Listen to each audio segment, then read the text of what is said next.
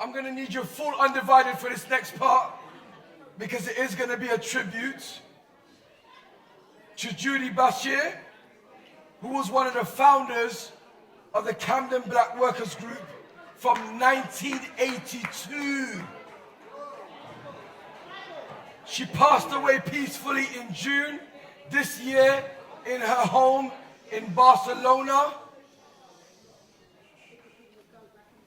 Thank you. We're going to have HAZIEL, BELIZAIRE give the tribute. Judi Bashir was born in Nigeria on the 12th of October 1949 to an English mother and Nigerian father in London. Judi spent part of her childhood in Nigeria, where her father worked as a doctor.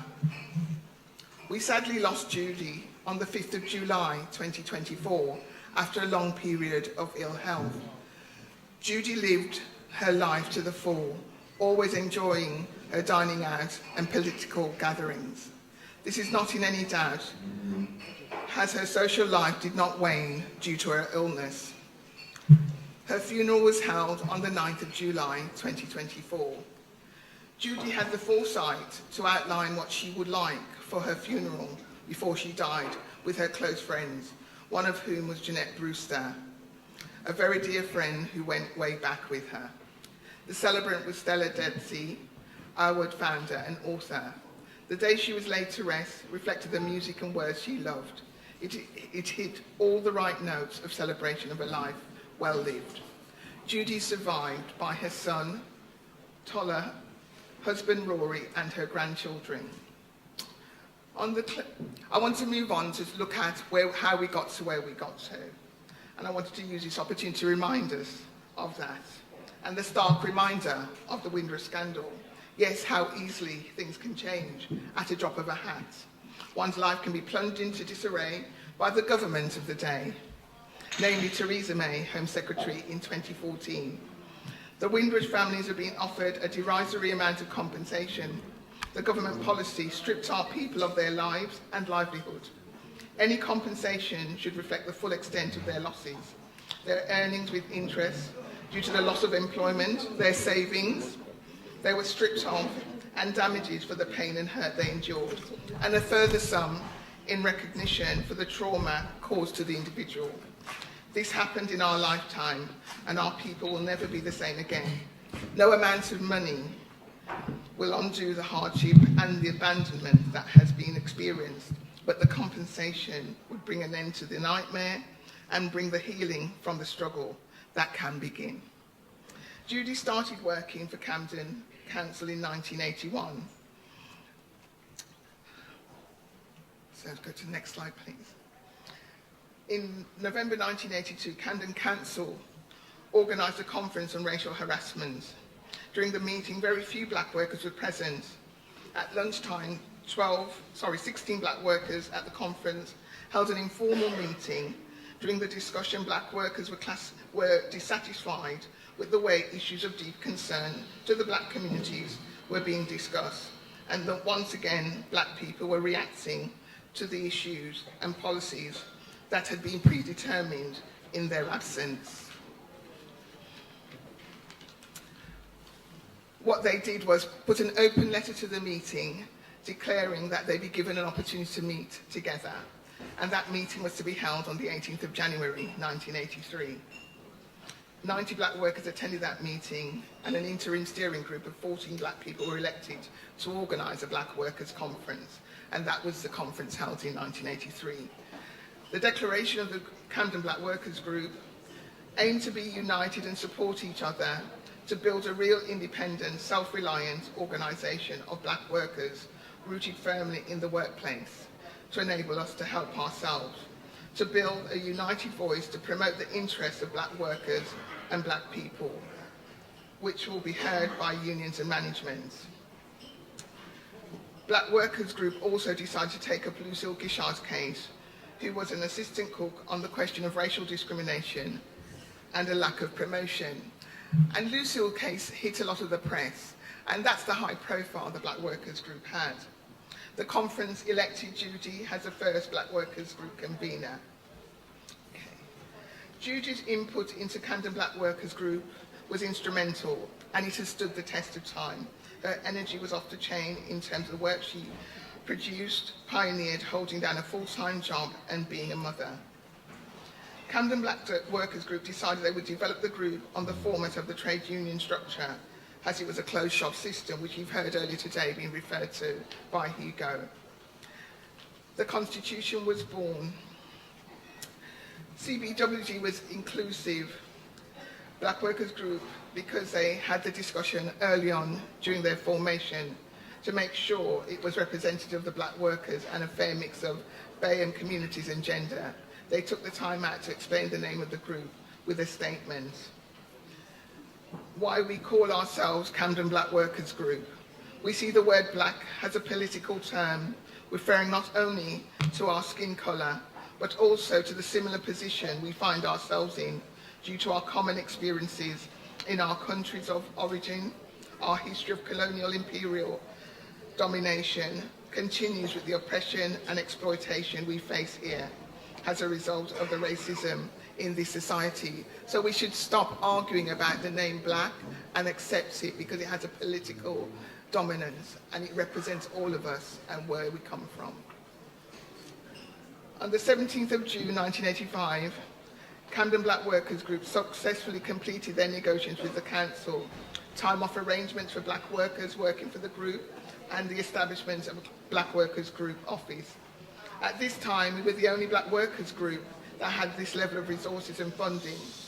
The office offered many workers a space when the going was tough in their place of work. Being based in the old town hall, it was central at the seat of power of the council.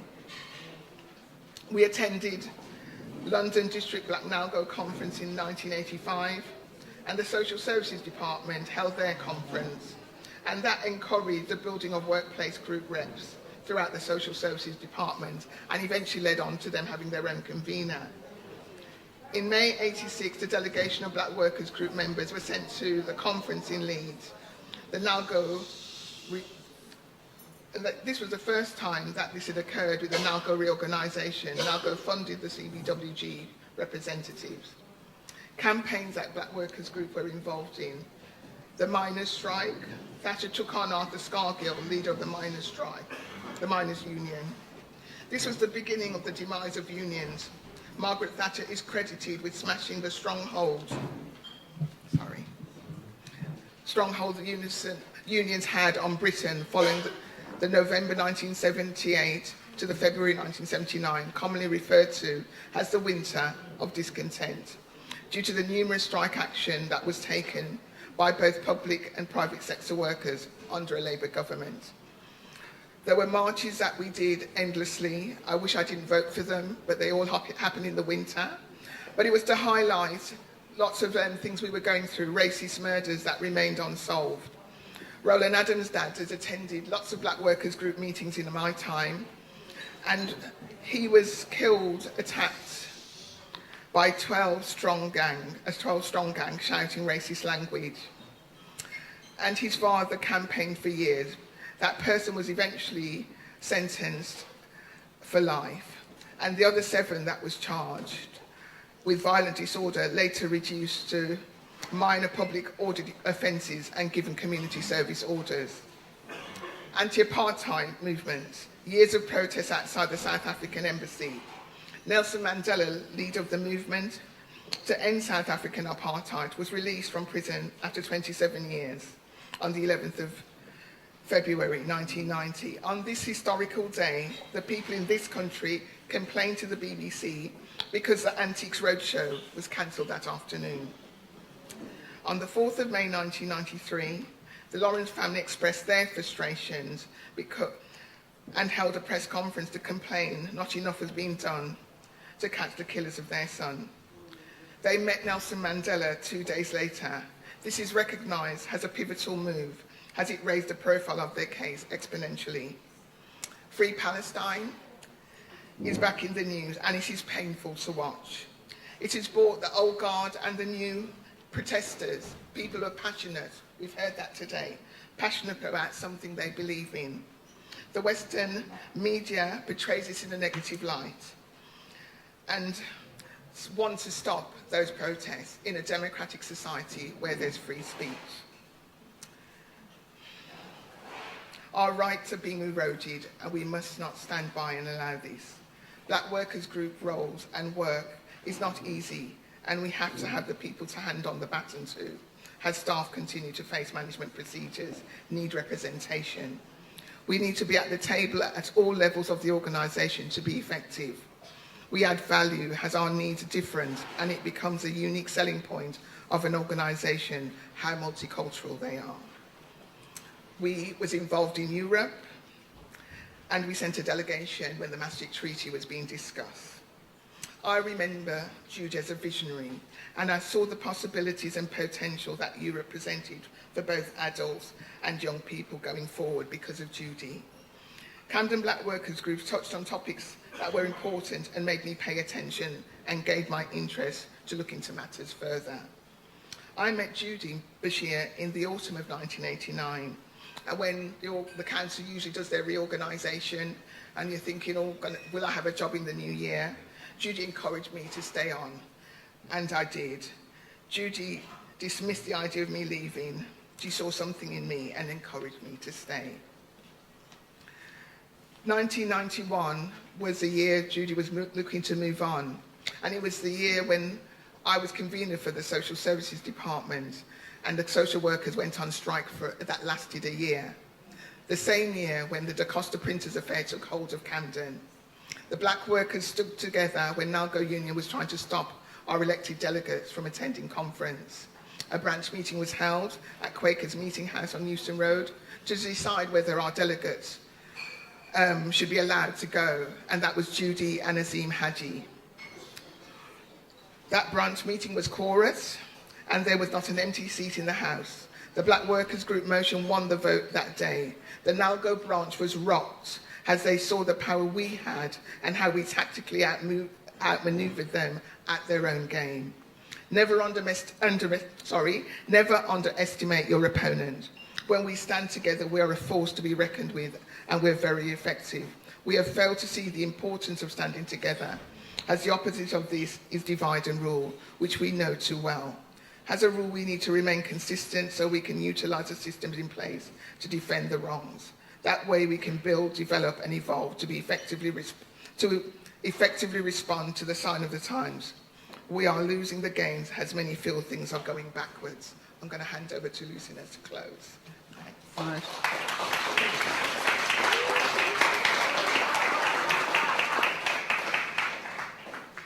My name is Lucina Allen, and I have worked in Camden. I was the Equal Opportunity Officer for NALGO and Unison, and I was the Liaison Officer for the Black Workers Group, involved in all negotiation and in the National Black Workers Forum. I was also the Disability Officer in Camden and also internationally for Unison and NALGO. I'd like to make a tribute to Judi Bashir. I met Judi Bashir in 1986 when I started working in Camden as a daycare officer in social services. Judi and I worked closely in both the Union and Camden Black Workers Group. She was very dedicated to the work and has encouraged me to get involved. This led me applying for the Equal Opportunity Officers post in Camden, NALGO, and Unison, to which I was successful. We were branch officers attending weekly branch meetings as Union and Black Workers Group representatives. Judi made sure whenever the unions were meeting management to negotiate with the leader of the council, the chief executive, and the head of human resources. we were part of the delegation where we discussed changes to new and existing policies and employees' terms and conditions. This also involved attending meetings after our working day, plus representing members at grievances and disciplinaries. We also attended numerous conferences throughout the year, many of which were over the weekend. Local government, women, lesbian and gay, disability and black workers group, and the TUC conference. Camden reputation went ahead of them, so we were continually approached for guidance and support. This led us getting involved in issues concerning black people in the community in Camden and beyond. Camden Nalgo branch always made sure that the black workers were present at the National Nalgo Conference. Judi made sure our presence was felt by having pre-meetings and explaining the motion and the policies being presented to conference, where she took questions from those in attendance. It served as a briefing meeting so we could talk on the issues in a knowledgeable way if we were approached by other delegates at the conference. Camden was successful in moving motions, for example, maternity rights, improving part-time workers' terms and conditions, making creche facilities available at meetings for parents and carers to take part. These eventually became national policies.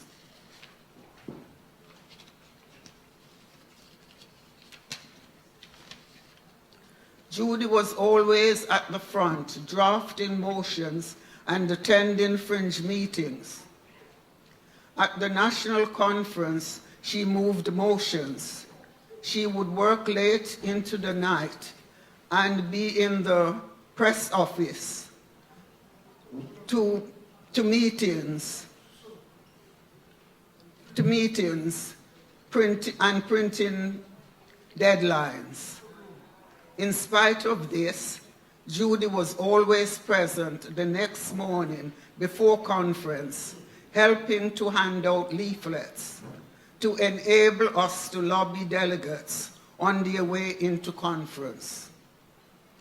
Judi has left a great legacy behind.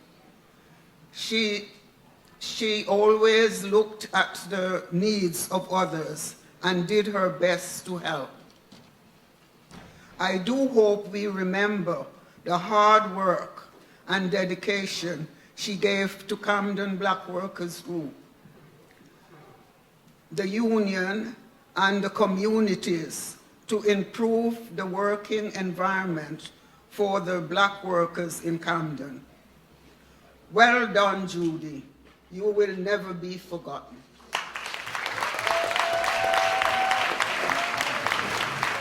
Up, ladies and gentlemen, rise up, rise up, rise up, rise up, rise up, rise up, rise up, ladies and gentlemen.